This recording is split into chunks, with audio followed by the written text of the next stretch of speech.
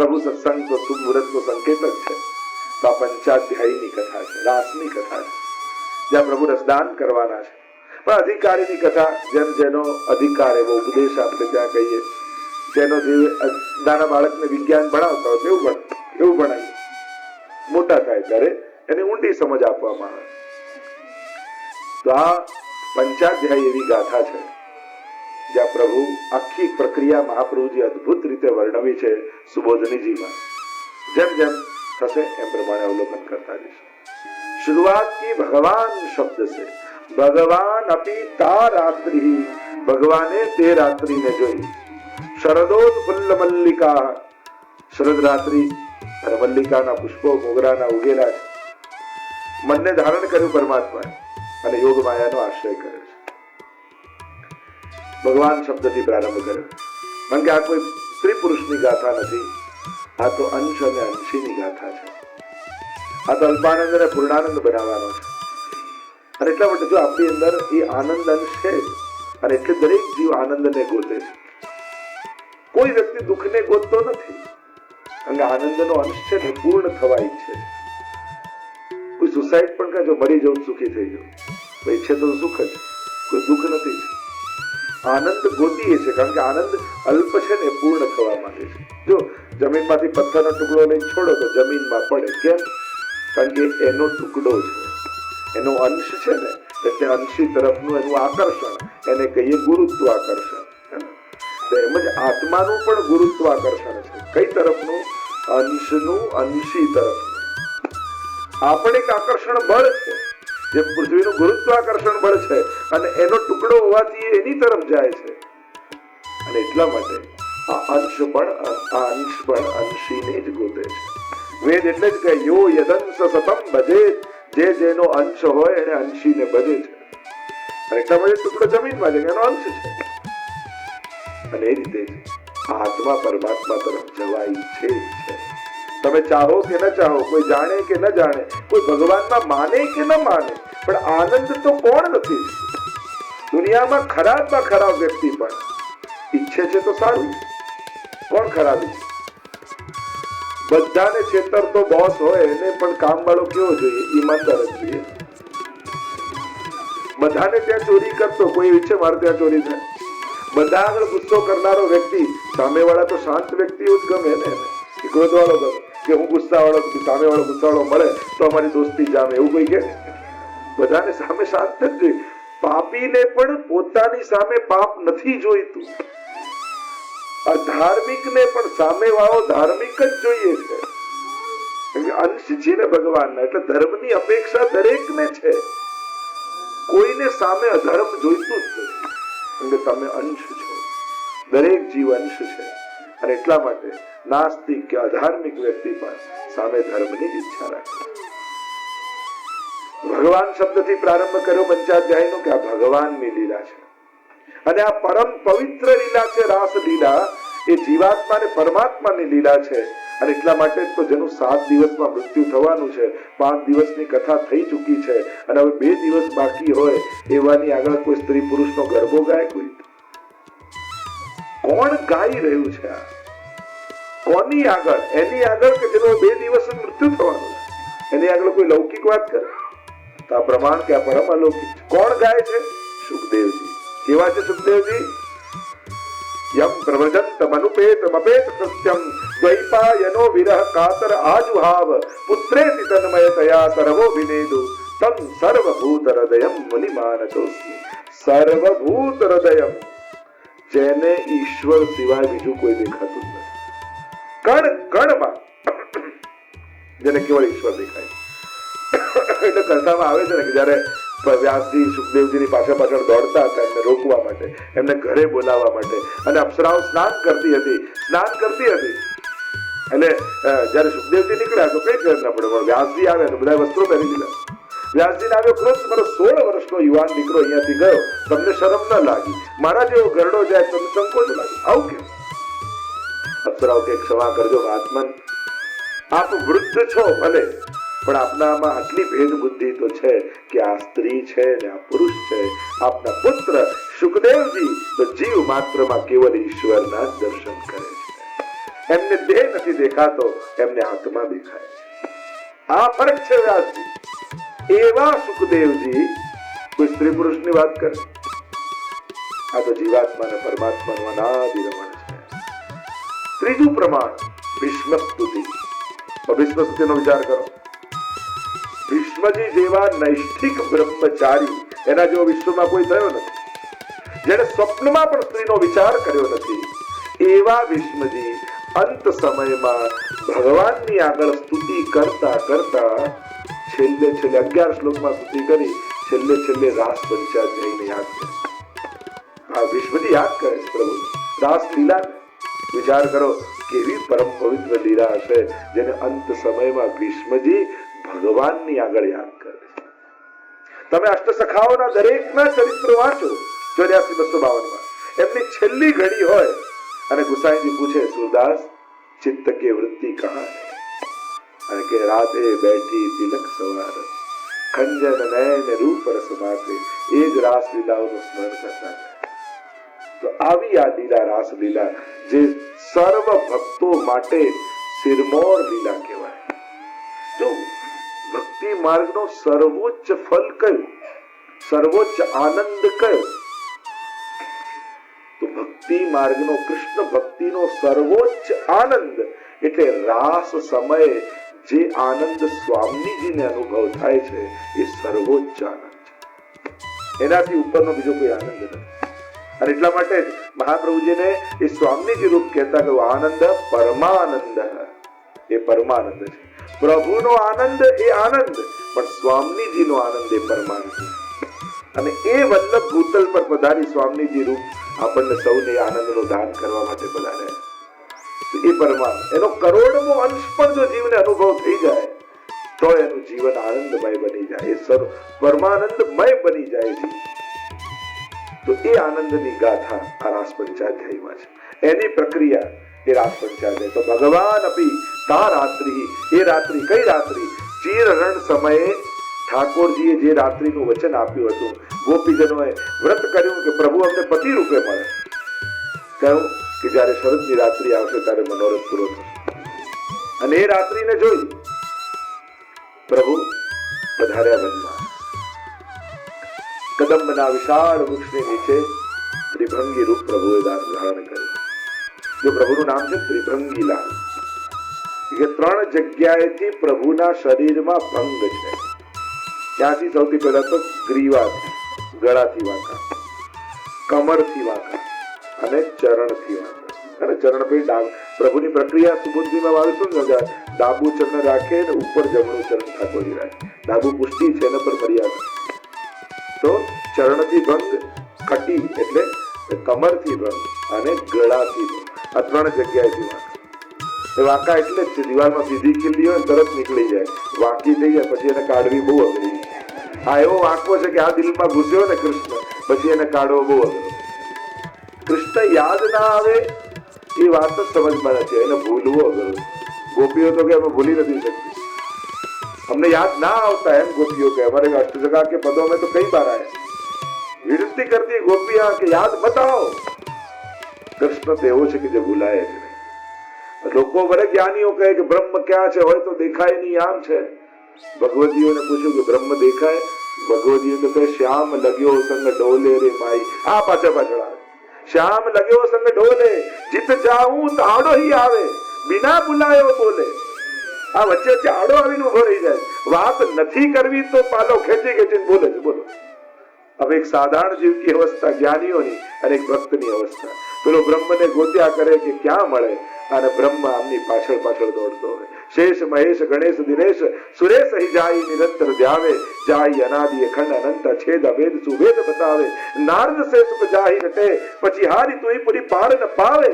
ताही अहिर की छोहरिया छछिया भर छाछ पे नाच नचा. एक चिल्लू भर छाछ के लिए उस ब्रह्म को जिसको बड़े बड़े देवताएं ढूंढते रहते हैं फिर भी दिखाई नहीं देता, वो ब्रह्म गोपियों के आंगन में नाचता हुआ रसखान जी को दिखाई दिया कि वो गोपियों के आंगन में नाच रहा. ये मोटा मोटा देवताओं જે કણિકા પ્રસાદી માટે કોઈ બ્રહ્માજી માછલું બનીને આવે, મહાદેવજી કોઈ રૂપ લઈને આવે, કણિકામાં અમને પ્રસાદી મળી જાય કે હમણાં પ્રભુ છાક લીલા કરી હાથ ધોવા યમુનાજીમાં આવશે એટલે માછલું બનીને પ્રસાદી કણિકા લઈ લો. અને પ્રભુને ખબર પડી કે બ્રહ્માજી આયા એટલે પ્રભુએ સખાઓને કહ્યું આજે કોઈ હાથ ધોવાના નથી, મારા પિતાંબરમાં પહોંચી જાઓ. અને ન મળ્યું એટલે રસખાનજીએ એક ચિત્ર જોયું કે ઠાકોરજી ને યશોદાજીએ રોટલી આપીને ઉપર માખણનો લોંદો મૂકી, લે લાલા ખાલી. અને જ્યાં કલેવું આપ્યું ને ઠાકોરજી આરોગતા હતા એટલામાં ડાળ પર બેસેલો કાગડો ઉડતો ઉડતો ઉડતો આવ્યો, ઠાકોરજીના હાથમાંથી માખણ રોટલી લઈ ગયો. એટલે રસખાનજીએ કહ્યું, કાગ કે ભાગ કહા કહીએ જો લે ગયો હરી હાથ સો માખણ રોટી. ત્યાં બ્રહ્માઓ મોટા મોટા દેવતાઓ કરતા વ્રજનો કાગડો ભાગ્યશાળી છે કે પ્રભુની અજરાવતની આ રોટી મળી ગઈ છે. અને તમે બધા જ કેવા નસીબવાળા છો કે પુષ્ટિ માર્ગમાં આવી જે મોટા મોટા દેવતાઓ નથી મળતું એ રોજ અજરામતની કણિકા તમને સવારે ઘરે મળે છે. રોજ પ્રભુને ભોગ ધરીને મિશ્રી મુખમાં પધરાવો ત્યારે વિચાર કરજો કે આ અજરામત મોટા મોટા દેવતાઓને દુર્લભ છે જે મહાપ્રભુજીની કૃપાથી મને નિત્ય મળે. આવો અહોભાવ રાખીને જો દરેક વસ્તુ એવું અહોભાવ વિચાર તણસ્પૃશ પણ કરતા હોય ભાવ. લક્ષ્મીજી પોતે હૃદયનું સ્થાન છોડી ચરણમાં આવીને બેઠા, એ ચરણ સ્પર્શ મને મળે. એ મુખારવિંદના દર્શન છે. દરેક અંગનું એ મહત્તા છે. ગોપી ગીતમાં આવશે, ગોપીજનો બધાનો વિચાર કરે. તો આ રાસલીલા પ્રભુ ત્રિભંગી રૂપ ધારણ કર્યો, અધર પર વેણુ પધરાવી અને પ્રભુએ વેણુનાદ કર્યો. તદો એટલે કહ્યું કે પ્રભુએ જયારે વેણુનાદ કર્યો તો તદનંગ વર્ધનમ કેવો કર્યો, અલૌકિક કામને વધારનારો વેણુનાદ કર્યો. ગોપિયા ભિન્ન ભિન્ન કાર્યમાં વ્યસ્ત હતી. કોઈ પતિની સેવા કરી રહી હતી, કોઈ બાળકોને સેવા કરી રહી હતી, કોઈ દૂધ પકવી રહી હતી, કોઈ ઘરની સફાઈ કરી રહી હતી. અહીંયા મહાપ્રભુજી સુબોધનીમાં ગોપીજનોના ભેદ બતાવે છે. તામસ, રાજસ, સાત્વિક કઈ કઈ ગોપીઓ છે. આખા 9 ભેદ બતાયા. તામસ તામસ તામસ, રાજસ તામસ, સાત્વિક રાજસ રાજસ રાજસ, સાત્વિક રાજસ તામસ, સાત્વિક સાત્વિક સાત્વિક રાજસ, સાત્વિક તામસ. સમજી ગए? સરળ ભાષામાં જો સમજાવ, તામસ ગોપીઓ કે મહાપ્રભુજી 19 પ્રકારના ભેદ ગોપી ગીતમાં બતાવ્યા. ગોપી ગીત કોઈ એક જ ગ્રુપ ગોપીઓએ ભેગા મળીને ગાયું નથી, કોઈ એક ગોપીએ ગાયો નથી, કોઈ એક ગ્રુપે ગાયો નથી. 19 ગ્રુપ એટલે કે પુષ્ટિ ભક્તિની લેંગ્વેજમાં કહો યુથ 19 યુથ અને એમણે એક એક શ્લોક ગાયો છે. એટલે બધા શ્લોકો કોઈ એક ભેગા મળી નથી ગાયા. દરેક શ્લોક ગાનારા ગોપીજનોનું યુથ જુદું છે. અને એટલા માટે દીનતાના વચન મળશે અને નિંદાના મળશે. કપટી એ કહેશે ગોપીજન. તો તામસ, રાજસ અને સાત્વિક 3 પ્રકાર. સાદી ભાષામાં તમને સમજાવું કોશિશ કરું. તામસાહ દેવ નિંદકાહ. તામસ ગોપીઓ કઈ બધું આરોપણ ઠાકોરજી પર જ કહે, તમે જ કઠોર છો, અમે તો આપના માટે તરસીએ છીએ, આપની કૃપાની રાહ જોઈએ છે, પણ આપને કૃપા કરતા આવડતું જ નથી. જે પ્રભુની નિંદા કરે, પ્રભુ પર આરોપણ મૂકે, એ બધી તામસ ગોપી. સાત્વિકાહ આત્મનિંદકાહ.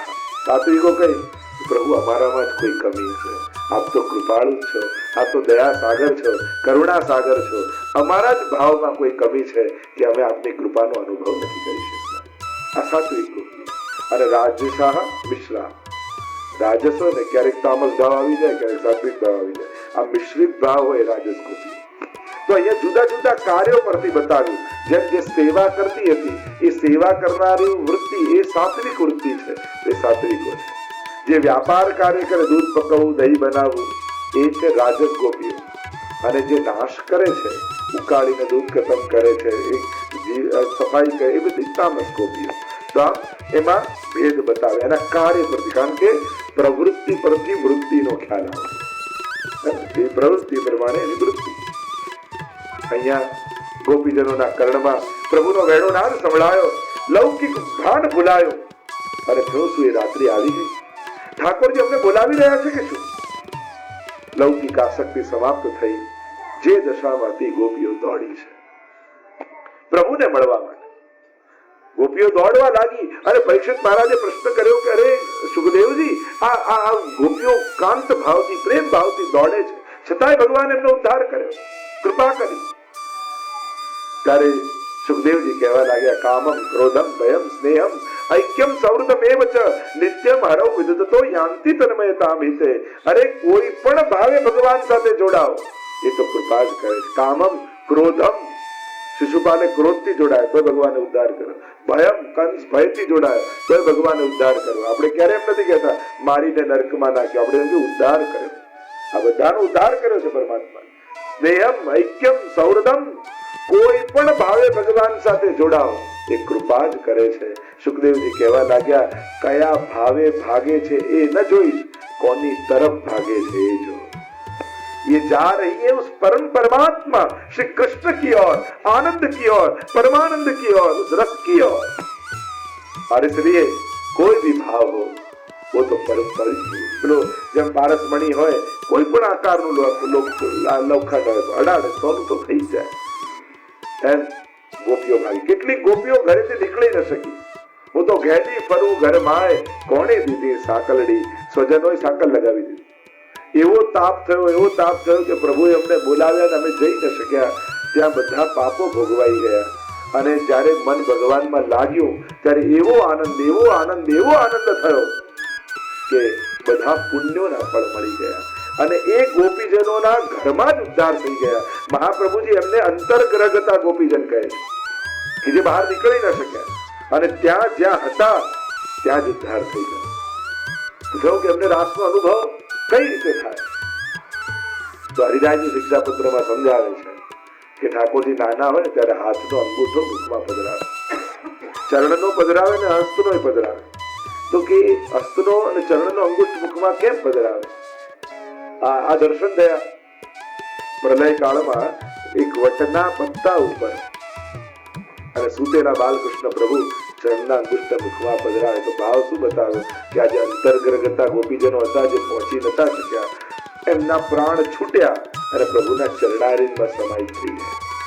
અને ત્યારે ગોપીજનો કહ્યું કે અમે તો ચરણમાં આવ્યા, અધિકાર થયો, પણ રાસમાં તો અધરામૃતનો અધિકાર હોવો જોઈએ. તો ઠાકોરજી કે તમે સાધન ન કરો તો પુષ્ટિમાં તો હું જીવને સાધન કરી આપું. અને પ્રભુ પોતાના ચરણને અંગુષ્ઠ મુખમાં પધરાવી અને એ જીવોને પણ અધરામૃત પ્રદાન કરે.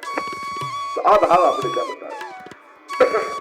આમ ગોપીજનો નીકળી ન શક્યા અને બાકી બધા ગોપીજનો દોડતા ઠાકોરજીને સન્મુખ આવીને ઉભા રહ્યા. એકવાર એક જણ કથા કરતા હતા ને કથા કરતા આ પ્રસંગ આવ્યો કે અડધી રાતના ઠાકોરજીએ વેણુનાદ કર્યો અને ગોપીજનો ઘરબાર છોડી અને પ્રભુની સન્મુખ આવીને વનમાં ઉભા રહી ગયા. તો કે કથા પૂરી થઈ એટલે પૂછ્યું પ્રેક્ટિકલ આવું પોસિબલ છે કે અડધી રાતના કોઈ વેણું વગાડે અને લોકો ઘરબાર છોડીને જંગલમાં પહોંચી જાય? ત્યારે પેલા કથાકાર જયારે કહેતા હતા જે સંત, કહું કે આ તો અડધી રાતની કથા છે, રાતના આવજો. તો કઈ લોકો અડધી રાતના જંગલમાં આશ્રમમાં પહોંચી ગયા કે અમને જવાબ આપો કે અડધી રાતના કોઈ વેણું વગાડે ઘરબાર છોડીને કોઈ જંગલમાં પહોંચે કે આ તો યમુનાજીના તટની કથા છે, ત્યાં ચાલો. ત્યારે કહું ચાલો, જવાબ તો લઈને જ છોડીશ.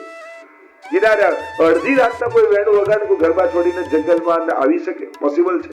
ત્યારે સંતે કહ્યું કે ઠાકોરજી વેણું વગાડીને ગોપીઓ અડધી રાતના આવ્યા એ તો પછીની વાત, પણ એક કથામાં તમને એટલો રસ આવ્યો કે અડધી રાતના ઘરબાર છોડીને જંગલમાં આવી ગયા. તો જેને વેણું સાંભળી હશે એ વનમાં જાય, એમાં શું આશ્ચર્ય? તમને કથામાં એટલો રસ થયો કે તમે ઘરબાર છોડીને અડધી રાતના આવ્યા. તો જેને ખરેખર વેણું સાંભળી હશે એની શું દશા થઈ હશે?